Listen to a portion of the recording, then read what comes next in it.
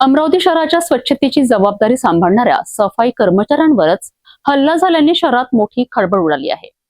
Zone क्रमांक 1 अंतर्गत आझाद नगर आणि द्वारका नगर परिसरात नाल्याच्या कचऱ्यावरून सुरू झालेला वाद थेट मारहाणीपर्यंत पोहोचलाय। कर्मचारी की जान की कोई वैल्यू नहीं है। तुमचा काय आहे, तुम्ही येत नाही, नगर सेवकली आणून घ्या, बोलून घ्या, पाहून की नगर सेवकली। इसका जिम्मेदार कौन? हमारी जान की सेफ्टी कौन लेगा? ना ही कोई नगर सेवक पहुंचा है। हम मॉर्निंग से यहाँ बैठे हैं और जब वो अपशब्द का विरोध करेगा तो उसको मारा जाएगा। डिमांड पूरी नहीं होती तो हम कल पूरे शहर का काम बंद करेंगे। अमरावती शहरातील झोन क्रमांक 1 अंतर्गत प्रभाग क्रमांक 5 मधील आझाद नगर आणि द्वारका नगर परिसरात ही घटना घडली आहे। सफाई कर्मचाऱ्यांनी नाल्यातील कचरा काढून बाजूला ठेवला होता, मात्र काही वेळाने एका नागरिकाने बोरवेलच्या पाण्याने तोच कचरा पुन्हा नाल्यात वाहून दिल्याचा आरोप आहे।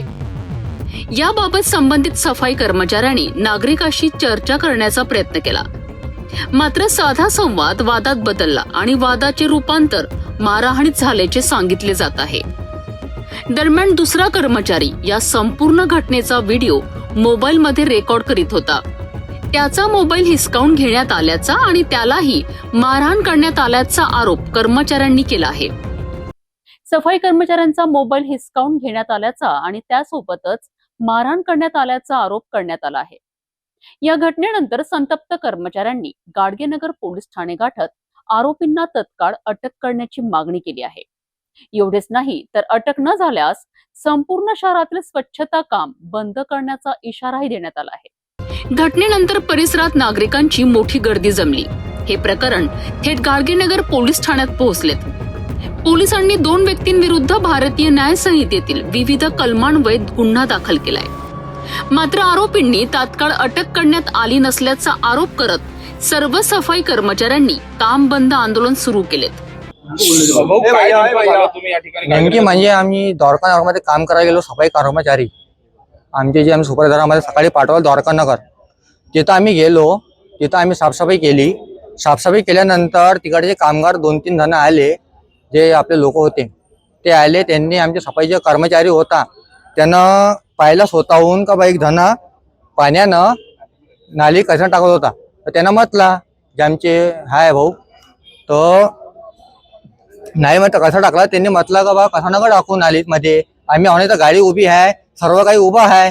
ते ऐकायला काही तयार नव्हते, तर ते डायरेक्ट गाली गुप्तर करले आणि भंगी भंगी हे शब्द म्हणून जातीवाद केला का बा तुम्ही भंगडलेलं काय समजत नाही, तुमचं काय आहे, तुम्ही येत नाही, नगर सेवकली आणून घ्या, बोलून घ्या, पाहून की नगर सेवकली असे त्याने शब्द उपचार केले। मग अशी व्हिडिओ वगैरे आहे।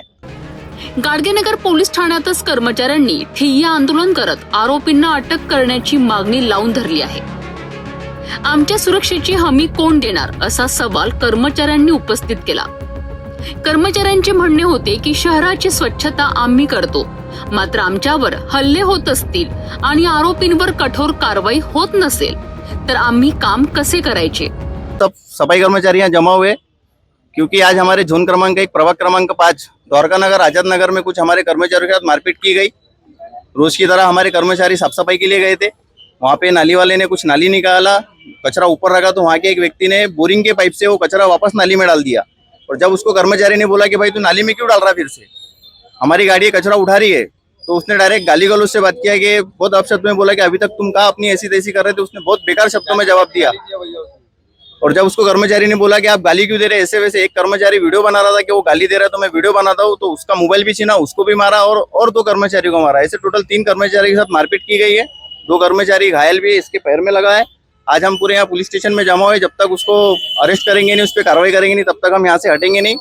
और हमारी अगर डिमांड पूरी नहीं होती तो हम कल पूरे शहर का काम बंद करेंगे। आज हम पुलिस स्टेशन में रिपोर्ट देने आए तो हमको यहाँ पे NCR किया है। यहाँ पे इतना बड़ा प्रकरण होने के बाद में अगर हमारी जान की कोई सेफ्टी नहीं है, उसको मारने के बाद में उसके पीछे पत्थर लेके दौड़े, डंडे लेके दौड़े, वो गाड़ी छोड़ के अपनी जान बचा के वहां से भागकर आया और यहाँ पे पुलिस स्टेशन में उस पर NCR दाखिल किया है, जो एक नॉर्मल सी केस है, एक आधार कार्ड पे छूट जाएगा। मतलब कर्मचारी की जान की कोई वैल्यू नहीं है। कर्मचारी सुबह 6 बजे उठ के वहाँ साफ सफाई करने जाता है, मारपीट करने नहीं जाता, झगड़ा करने, बात करने नहीं जाता है कहीं पे, वो साफ सफाई करने जाता है। वहां पे जाने के बाद में उसके साथ में अपशब्द से बोला जाएगा और जब वो अपशब्द का विरोध करेगा तो उसको मारा जाएगा।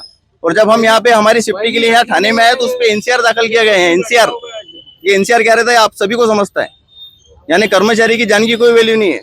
इसका जिम्मेदार कौन? हमारी जान की सेफ्टी कौन लेगा? अभी हम थाने में आए थे, यहाँ पे हमको बोला जा रहा है कि आप सब घर पे जाओ, हम उनको ला रहे हैं, हम उस पर कार्रवाई कर रहे हैं और एनसीआर कॉपी हमको हाथ में दी गई है। यहाँ पे हमको यहाँ पे प्रेशर डाला जा रहा है कि आप सब थाने से बाहर जाओ।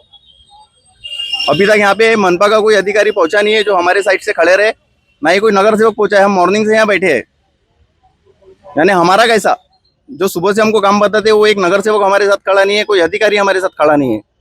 यहाँ जितने भी खड़े हैं सब मेरे सफाई कर्मचारी, मेरे भाई है सारे, जो गरीब घर के हैं। इनकी जान का कैसा, इनकी सेफ्टी का कैसा, इसकी जिम्मेदारी कोण लेगा? अखेर महापौरांशी चर्चा झाल्यानंतर कर्मचारी कामावर परतलेत. मात्र या घटनेने कोणार्क कंपनी, मनपा प्रशासन आणि शहरातील स्वच्छता व्यवस्थेवर अनेक गंभीर प्रश्न उपस्थित झाले आहेत. कोणताही नगरसेवक किंवा मनपा अधिकारी आमच्या बाजूने बोलण्यासाठी आला नाही, अशी नाराजीही कर्मचाऱ्यांनी व्यक्त केली. यानंतर सर्व कर्मचारी महापालिकेत पोहोचलेत आणि महापौरांशी चर्चा केली. नगर सेवक भी आपके साथ में है, आप निश्चित रहेंगे।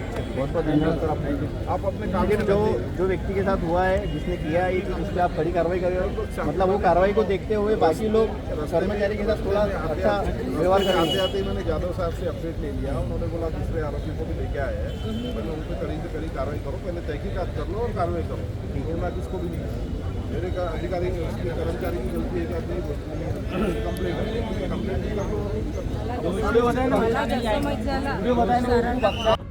या चर्चेनंतर आंदोलन मागे घेण्यात आले आणि कर्मचारी पुन्हा कामावर परतलेत.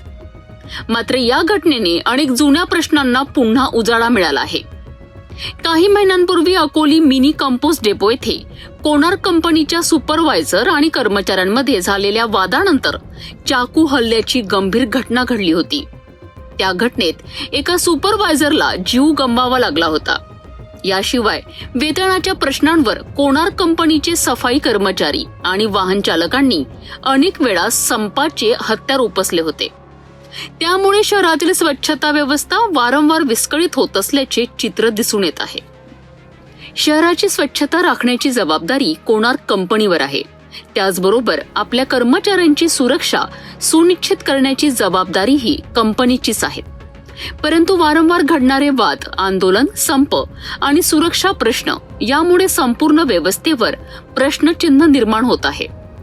दुसरीकडे शहरातील नागरिकांकडनं साफसफाईबाबत रोज तक्रारी येत असतात.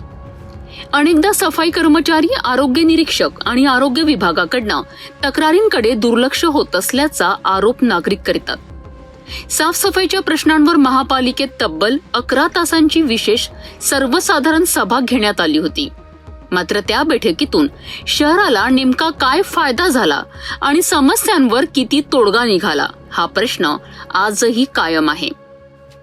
कोणार्क कंपनीकडे शहराची स्वच्छता व्यवस्था गेल्यापासून स्वच्छतेपेक्षा वादच अधिक चर्चेत राहिल्याचे दिसत आहे. त्यामुळे मनपा प्रशासन आणि कोणार्क कंपनी शहराच्या स्वच्छतेबाबत खरोखरच गंभीर आहेत का, असा प्रश्न आता नागरिकांमधून विचारला जात आहे. अमरावतीच्या स्वच्छता व्यवस्थेचा कणा मानल्या जाणाऱ्या कर्मचाऱ्यांनाच जर सुरक्षिततेची हमी मिळत नसेल तर ही बाब निश्चितच चिंतेची आहे. दुसरीकडे नागरिकांच्या स्वच्छतेच्या तक्रारी, वारंवार होणारे वाद, संप आणि आंदोलन यामुळे शहराच्या प्रतिमेलाही धक्का बसत आहे. आता या प्रकरणात पोलिसांची पुढील कारवाई काय होते, कर्मचाऱ्यांच्या सुरक्षेसाठी कोणती ठोस पावले उचलली जातात आणि शहराच्या स्वच्छता व्यवस्थेतील त्रुटी दूर करण्याकरिता मनपा प्रशासन व कोणार्क कंपनी काय निर्णय घेतात, याकडे संपूर्ण शहराचे लक्ष लागले आहे.